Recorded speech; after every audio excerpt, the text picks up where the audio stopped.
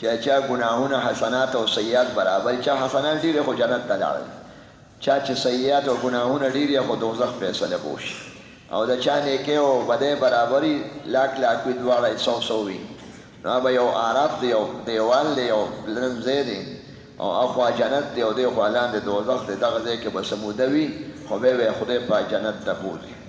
او څه عالمان اصحاب الاعراف مقربینو ته وایي، هغه خلک دي چې جنت خاص خلک دي، خو دوی به د دوزخیانو سره خبرې کوي. وګورئ دغه جنتیان هغه ښکلې جامې جوړې، خاندي، اختر دی پې تر و تازه د علما اولیاء پاکان مسلمانان صلحه. وګورئ تاسو یې جنت نشته او دپړه دوپړه داسې خبرې دي، دا ټول جنت کې ګرځي نه، او دا به ورته پیغور اړی چې لږې مالګې په دې زخم توی کړي.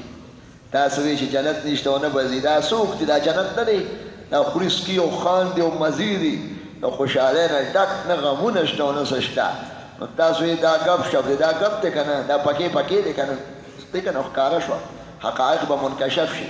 دا مقربین دي له په دې زخمونو باندې مالګه اچي او داسې به یې زړه به یې نه غواړي، خو خبرې به ورسره کوي چې وګوره تا پلانکي وایي مولوي صاحب خراب دی، څنګه دی هغه مزې دي که نه. دا به دا خلک اصحاب الاعراف. نو او څوک وایي دا جنت منځ کې دی، لږ ایثار به کړی شي، بیا به جنت ته بوتلی کړي او دوزخ نه به یې نپار شي. رستم او نوشیروان نه جنت ته سړی بغیر ایمانه نشي، چې سړی کافر مړ شي که ډېر سخي وي لکه حاتم طی، او چې بغیر ایمانه مړ شي که نوشیروان وي، عادل بادشاه وي، او عادل بادشاه تېر شوي په مجوسو کې. او رستم یو پهلوان و، ډېر بهادر و، نو په پهلوانۍ سړی جنت ته نه رسي، او په سخاوت نه رسي، او په دغه شان په میلمستیا نه رسي چې ایمان پکې نه وي.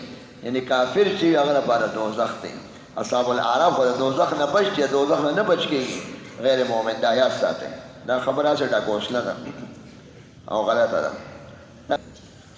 دا چا لیکلي چې دا خبره ټیک ده چې رستم او نوشیروان او حاتم طی دا پخوا یو عیسایي تېر شوی ډېر سخي و او زوی صحابي دی، په آخرت کې به دی اصحاب الاعراف کې وي. اصحاب الاعراف څه علما